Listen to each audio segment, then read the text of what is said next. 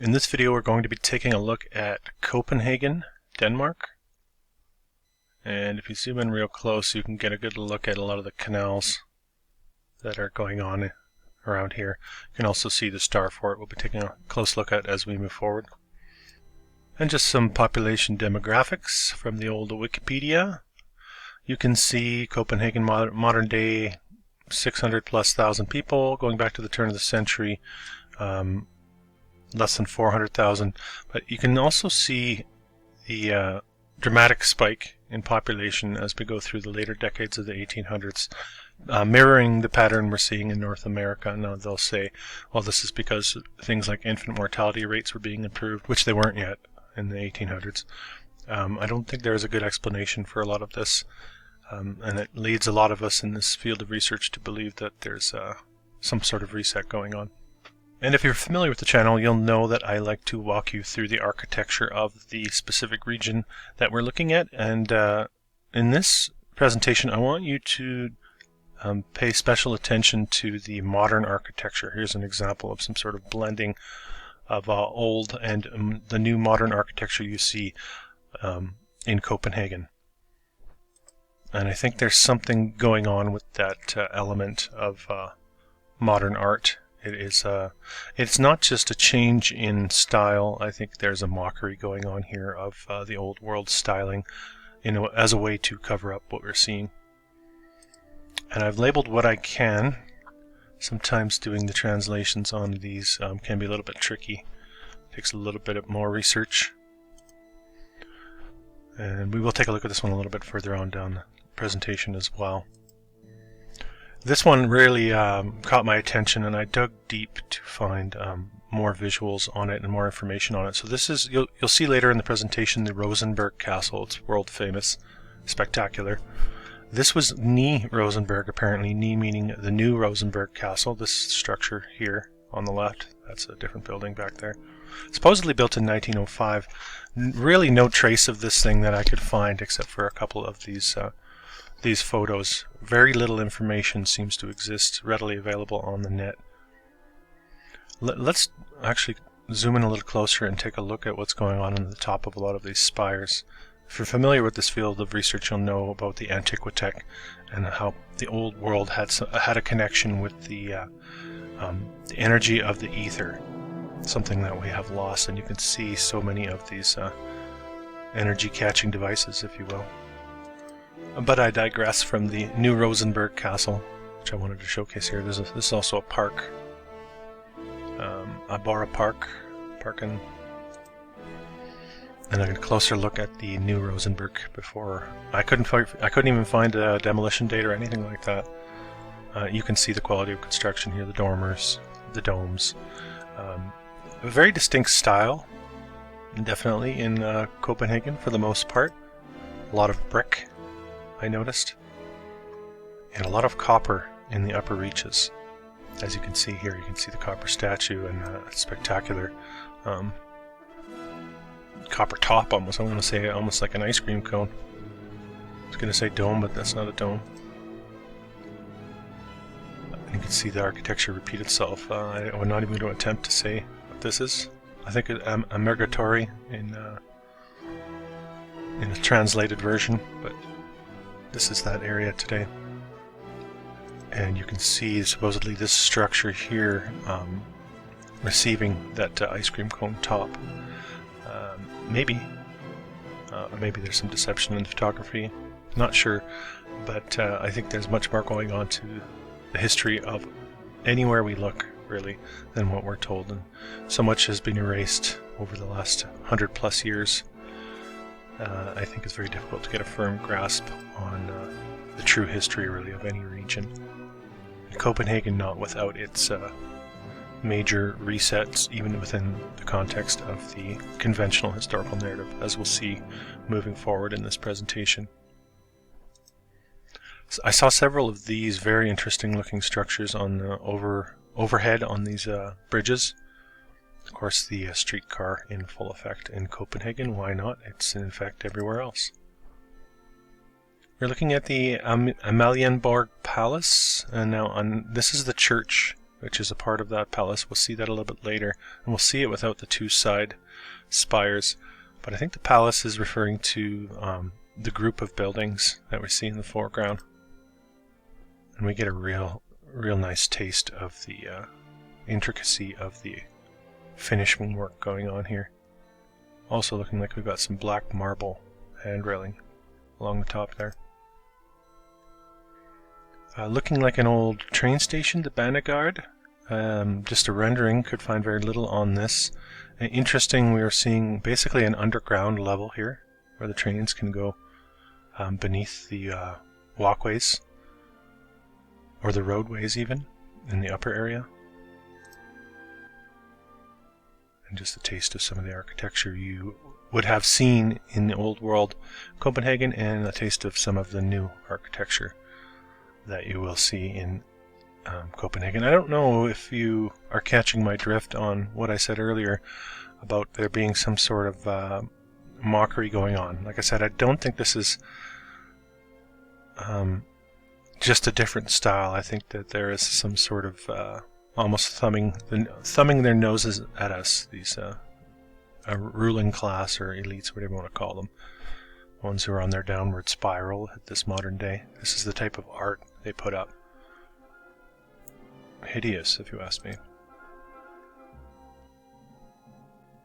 Then we come to the Carlsberg Brewery.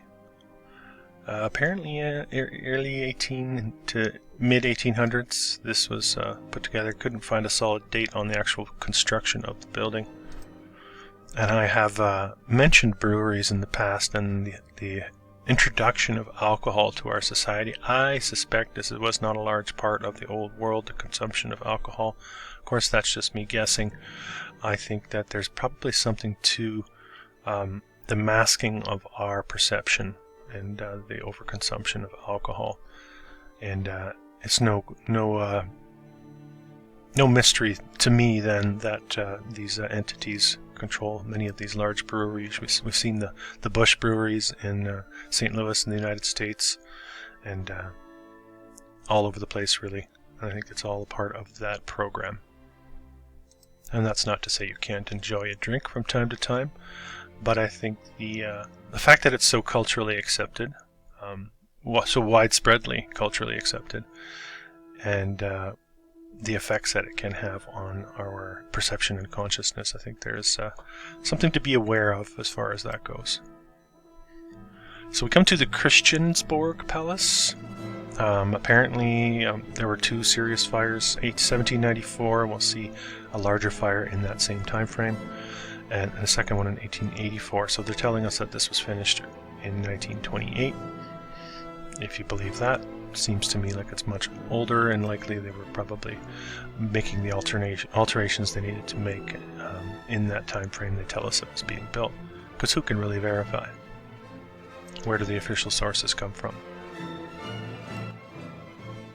You're also seeing, of course, the brick pavers in the streets. All of the indications that there was a unified method to the way these places were constructed.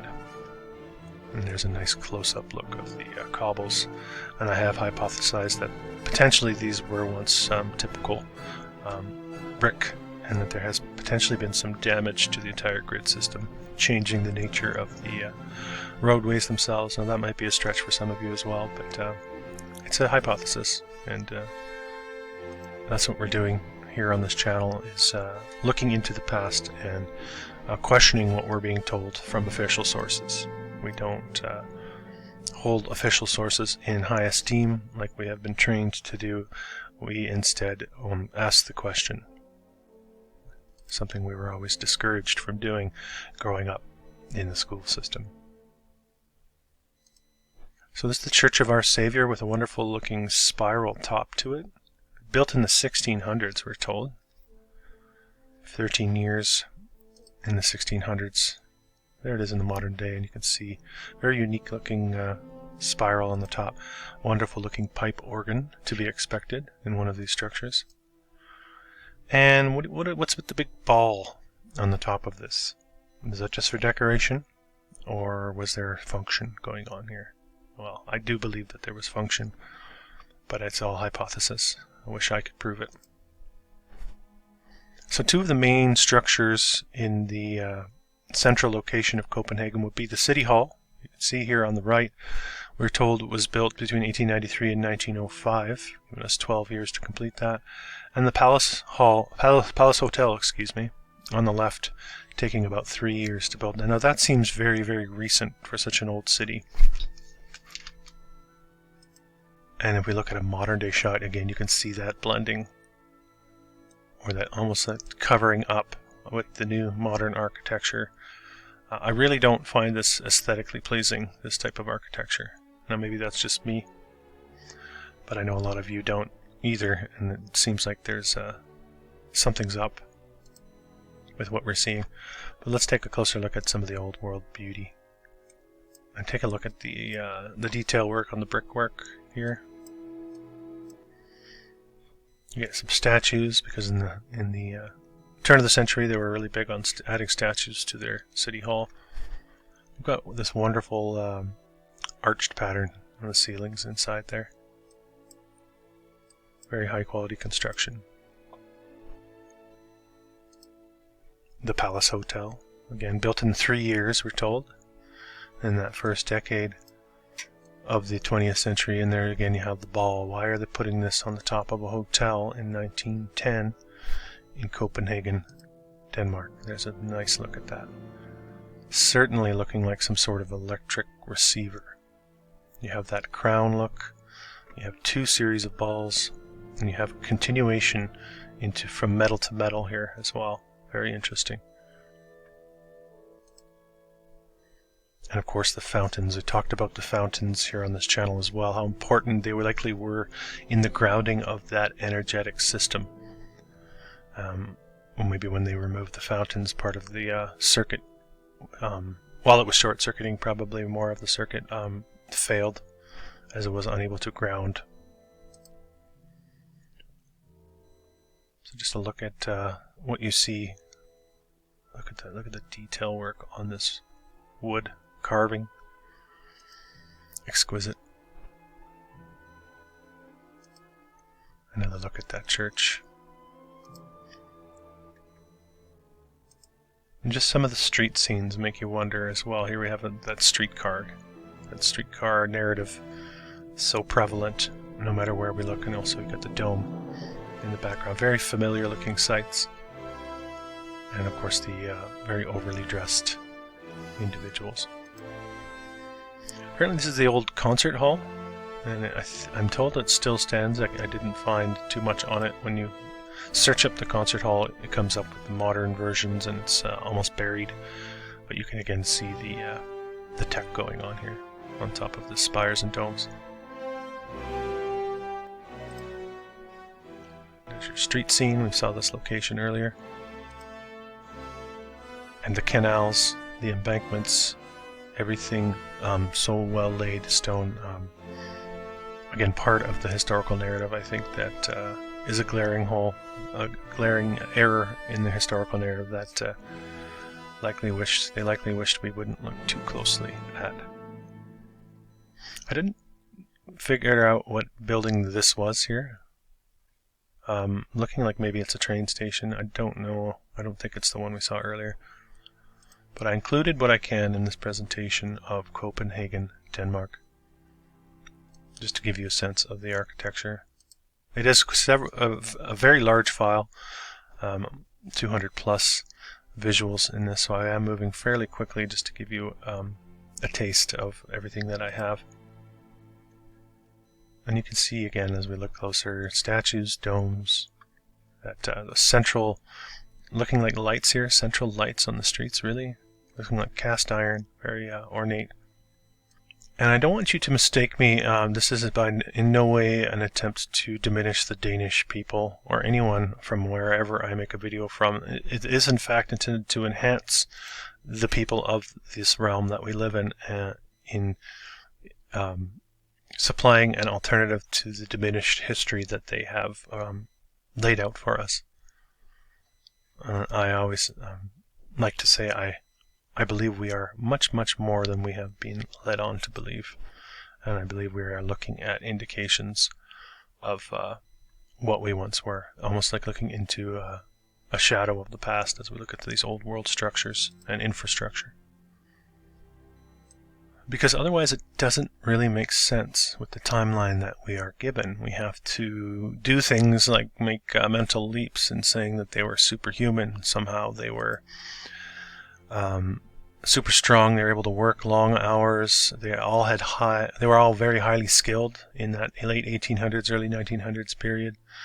But then the indications of what we see from history point to something much different, where you get a lot of disease, and you get war, and you get a lot of suffering, poverty and suffering. And that's not, this architecture is not reflecting that. And that's where the disconnect seems to happen. Or instead we can hypothesize that likely we're looking at inheritors of a world that came before, and how many of the people, in almost like a Westworld, if you'll excuse me referencing pop culture, the Westworld, the TV series, almost in like a reset fashion, where people are just reset in these in specific regions with an existing infrastructure. Otherwise, I find it difficult to explain. And there it is again, the concert hall. And then the wonderful looking streetcars, unique looking streetcars. Maybe we have a lower area, again, lower windows along here. So definitely I believe that the entire train technology narrative has been distorted. I believe air travel has been distorted and obscured from us, and false started with the Wright brothers. Another interesting aspect of so many of these inventions that caught on seem to have been through American, British, sometimes in Europe a little bit, but a lot of it seems to be American founders, and I think through the how do I say it? Free you-know-what societies. I think a lot this reset narrative was cooked up and implemented for us. I think the ones that we deify as the inventors and creators, I think, are just inheriting and modifying what was already there and claiming it. So they are usurpers and infiltrators and invaders, and they are not we, as far as I'm concerned. This is interesting too. Look at this bridge with the spiral stairs. Very, very intricate infrastructure here. Very complex work. And we saw these two, the City Hall and the hotel. We'll see this a little bit later as well. This is also a hotel, the Bristol Hotel, Hotel Bristol.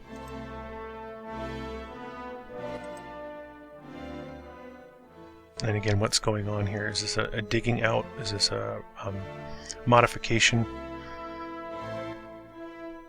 You have to wonder really about the past. I wonder if there's any way that we'll ever know and get closer to the truth of our past. I think there is. I think there's a lot that's being hidden from the public, a lot being kept secret, and I think I come across comments sometimes from people saying, well, what's the point?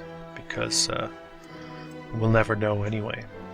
And I disagree. I think that there are resources out there that need to become available to the public. I think everything should really be public knowledge. Gone are the days of the top-down hierarchical information dissemination that we've all been accustomed to. This is the information age, and we'll have it all, and we'll have it right now. Thank you very much. Yeah, a little modern architecture for you, just to turn your stomach before I keep moving. Check out this drain pipe. Wonderful. Very, very detailed. You rarely see this type of effort being put into the diversion of rainwater. In our modern day, we just don't think about those things.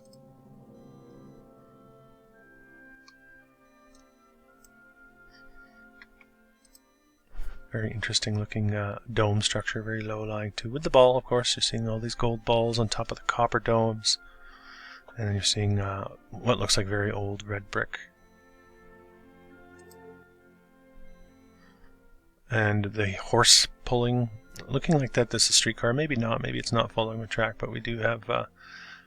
I've seen this in many locations, especially in Europe, horse-drawn streetcars, even right into the 20th century, which is interesting considering the infrastructure surrounding these streets. You get a blend here. You got some old over here, reminding me of the Antwerp video I did recently, where you've got this invading force making its mark, I suspect.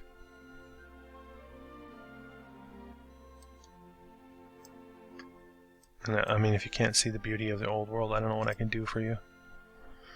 We have a fort nearby, out in the water, I believe, of the bay, which I showed in the beginning. Massive blocks. Check out the block work here. Built right into the hillside. Now we get to Frederiksborg Castle. Now, one of my very first videos, I featured this castle just when I was getting my feet wet with this video making channel.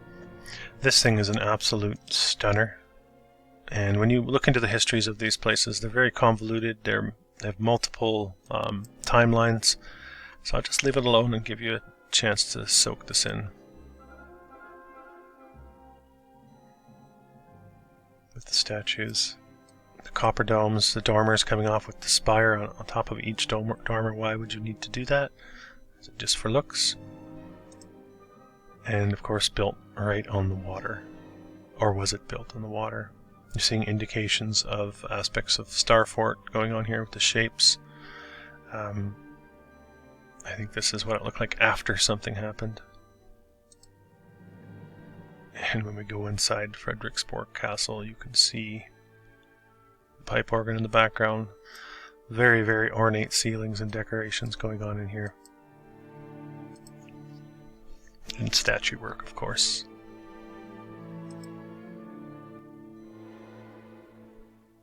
So I guess the question is, were they really just industrious, skilled workers down through time? A linear progression down through time? Or is there much, much more to the story that we are not being told?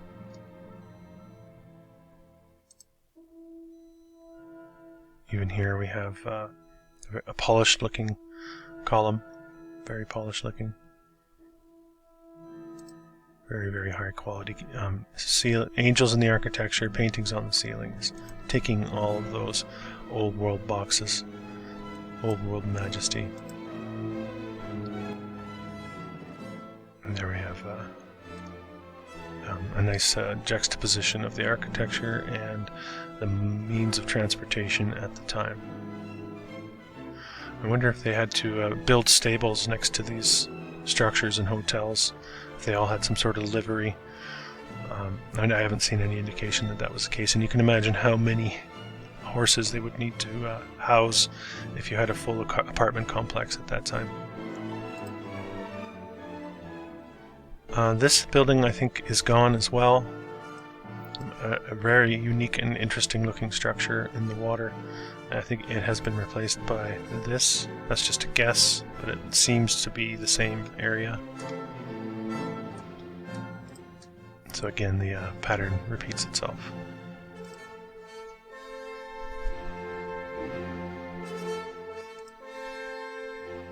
We come to the, I'm not even going to try to say that, supposedly built in, again, at the turn of the century. So a lot going up. So again, and much like the Antwerp video, we're seeing a lot of structures being built in Europe at the exact same time that they are being built in North America, which is a problem for the narrative, because the narrative tells us that all of these people are moving over to North America and building there. So if it's going on in both places at the same time, don't you think the workforce would have been spread thin? Or are you just going to tell me that there was just that many skilled hands available? Okay, let's read a little bit of fire narrative here. Copenhagen fire of 1728, largest fire in history. Destroyed approximately 28% of the city. Left 20% homeless. They reconstruct until 1737. Everything from the Middle Ages completely lost. So that is very telling. Everything that dates back to the Middle Ages was completely lost, just like they're erasing it from our view. Leaving it in the story, but they're taking it out of our view. So yeah. So is that the real reason there are a few traces of medieval Copenhagen to be found, or is there a cover-up going on here? I'll also highlight the fact that a large number of unique works and texts were lost in these fires, a way to erase history and rewrite it as you see fit. The next Copenhagen fire, 1795, which was made reference to in that first fire. And I'd like you to take note of the way that these narratives proceed. So in this case, as the workers had already gone home for the day at the Navy's base, a considerable length of time passed before efforts to combat the fire started, and out of fear of theft, the fire hydrants had been removed. So all of the pieces were in place for this to occur. Always so convenient. The people also blocked the civilian fire brigade, possibly in belief that since it was a military area, the military should take care of it. Now that makes a lot of sense, doesn't it? There had been an extended period without rain and dry wood, of course. That's always a part of the narrative as well. And because of the strong sunlight, small fires were difficult to detect until they have taken hold. It almost feels like you're in some sort of high school English class being asked to exaggerate the situation of a narrative. It really is poorly presented, as far as I'm concerned. And if you'll just bear with me, we have some more fire narrative, and I want to highlight the way that they present this as well. The fire at the Nikolai Church. So after the Copenhagen fire of 1728, the infrastructure to fight these fires had been densely built up. A basin that was built that could hold 400 barrels of water. In addition, a pumping station was built that could pump water through an 800-foot-long hose. The pumps were able to raise the pressure to such a level that it could be delivered 1 barrel of water per minute. But when a spark set fire to the church tower, the Nikolai Church, nobody could find the key to the door of the pumping station. Isn't that a shame? Only some time later did anyone think of kicking the door in. Only some time later. But by then the fire had taken hold.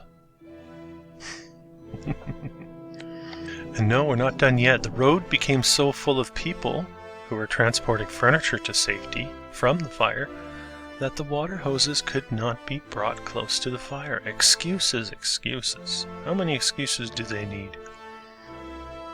Alright, they have the dying of the fire. It had destroyed 900 houses, and just over 6,000 people were made homeless. It says here a large number of them took refuge in the ruins of the recently burned down Christiansborg Castle, which we saw went through several fires. The remaining walls of which were so large that an entire family could move into a window niche. Giants, anybody? Now we're still with the 1795 fire. It says here, coupled with the 1728 fire, it effectively burned down the whole of Copenhagen's medieval and Renaissance heritage. Well, there you go. Not just the medieval, but also the Renaissance. I see. And then many more historic buildings were lost in 1807 when the city was bombarded by the British. And we'll just finish up with some more narrative. After the fire, of course, the planners get to work at designing the city as we know it. And, of course, part of that had to do with making them out of masonry and diagonal house corners. Okay, that's enough of that. Let's get back to the visuals. This would be one of the churches there, more modern church. I think it is a modern creation, and to look like, or a modification of an old, hard to say. There it is, looking like a blend of some sort. That's the front of it. A wonderful looking city, though. I'm sure it's a lovely place to visit.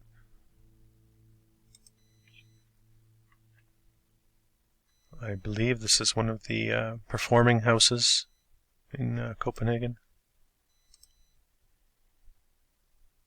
And that Tivoli Theater entertainment area again. Alright, a little bit scattered on my visuals. We come to the Hotel Bristol, I mentioned earlier on. check the narrative on this one. Designed by the architect Wilhelm Fischer, who won an architectural competition. Of course he did. And then the build ensues. In 2 years they built this hotel in the central area before the city hall right next to it and the hotel right next to it are built, of course. Yeah, I don't know. 2 years? What do you think? Anyway, it's all part of the narrative, right? You win the architectural competition and you build a beautiful piece of architecture. This is supposedly from 1864, 1865. Very interesting open area here, looking like a steam train, supposedly of some sort. The Langeline's Pier, looking very old world. And this is the Langeline's Pier in our modern day. Again, and there you see that same statue we saw earlier, but all of this looking like grotesque art, as far as I'm concerned. Some sort of mockery and grotesque. Also, take a look at the arch sinking into the water. I do believe we're onto something here. And I will continue to explore many of these cities, European cities, and looking for this type of mockery, I suppose you could say, because it needs to be exposed. This is the church I talked about earlier. I believe it's St. Stephen's. Began in 1749, not complete until 1894. That's a long time, isn't it? But we saw in the rendering earlier the two pillars next to it. And not looking like a church. This is something that would be designated a state capital on the North American continent. An identical style of architecture to what we see in on those state capitals. Also looking very sunken, like they were just looking at the top of something much larger. I don't know. It just seems strange. And certainly looking like some sort of central energizing element to the infrastructure. With its pipe organ, of course. And there we are looking from the back of it. You can see the domes, very what we consider to be Orthodox Russian-style domes. This is supposed to be a church, but that doesn't really look like a cross. Looks like some sort of receiver antenna. And I'll throw some more of this garbage at you. Isn't that a lovely piece of art? And I find this off-putting as well, this type of modern art.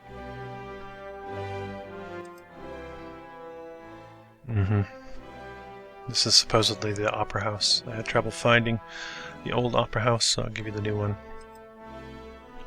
Here, of course, you had to have a post office being built right in that same time frame as those other massive structures. 09 to 1912.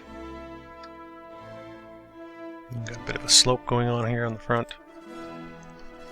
And we come to Rosenborg. Remember we saw the new Rosenborg castle? This is supposedly the original first one. I suspect they coexisted from the beginning.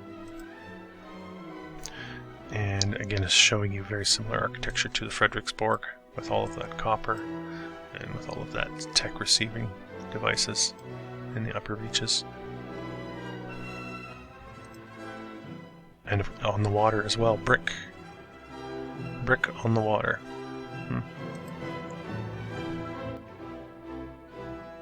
Yeah, spectacular. And paintings everywhere. And of course the Norwegians having their monarchies as well, like many of these locations in Europe. And I would suggest that these entities, usurping entities, were working through these power structures through these monarchies. Here we have the old tower from the 1600s. Still stands. Apparently a spiral staircase in there going to the top, which you can go out and view the city. And a nice look at the wide streets again. The wide streets and the multi-storied, very, very densely populated. It would have to be, although it wasn't, it should be. With buildings like this, it should be very densely populated. Again, flying in the face of that narrative that population growth narrative. This one I found very interesting. The Lake Square, built in 2 years, 1873 to 1875. This entire structure, or this series of structures, is considered the Lake Square. And as I looked it up, I took this little snip off Wikipedia. The architects were Ferdinand Wilhelm Jensen and Wilhelm Petersen. As I kept looking, there's another Ferdinand. So you got double Ferdinands, double Wilhelms, and you can look even further on the Wikipedia, and you'll see all sorts of double, triple, and quadrupling of these names. Absolutely comical, if you ask me, and all part of the old world that was usurped, repurposed, reset.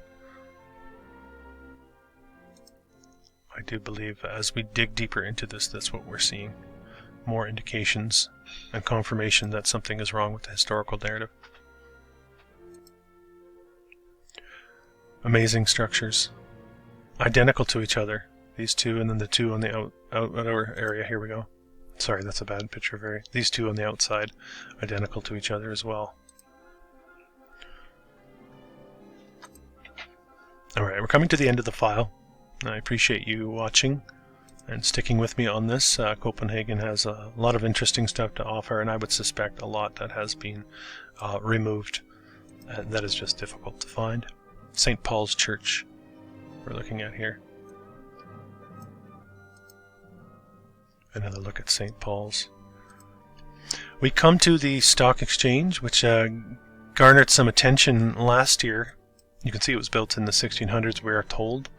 Ends up being severely damaged by fire in April of 2024. This wonderful, strange, interwoven sort of snakes, or whatever you want to call them, very unique looking, has been damaged. And at the time it was under construction when it caught fire. So suspicious, as many of our eyes were already on this process while this happened, and I believe my lunch break covered this incident. And take a look at the top of that. Again, you have crown, ball, crown, ball, crown, ball. And many have hypothesized about the old crowns being a direct receiver of energy, giving anyone who wears them an edge, if you will, of consciousness-wise, energy-wise over those around them. Perhaps that's why the royals wear crowns. Maybe they're aware of this energy transaction. This is the Citadel. We saw this on the map earlier. The Starfort Citadel. So no doubt a high energetic city of the old world, Copenhagen, Denmark, that has been captured and made a mockery of in the modern day with its grotesque art and modern architecture. I'll take the old stuff all day long. What about you? What do you think? Do you like the modern art? Are you seeing what I'm seeing as I infer the mockery going on? Or maybe am I reading too much into it? I always like to hear your comments, or read your comments, I suppose, in the comment section. And if you enjoy what I do here on this channel, consider making a donation. It helps me free up enough time to do this work and present you with these visuals. And even if you can't, don't forget to hit that thumbs up button and support. And support what I do here in that way. At least apparently it helps the algorithms, although I think I have some problems with the algorithms, to be honest with you. Oh well, it is what it is. I'll just stay true to what I'm doing. And appreciate you being here. Thanks. This has been an old world exploration. If you're new to the channel, don't forget to subscribe, hit the thumbs up button, and comment. I believe we are in the process of remembering who we really are and casting off the shackles of illusion. Until next time.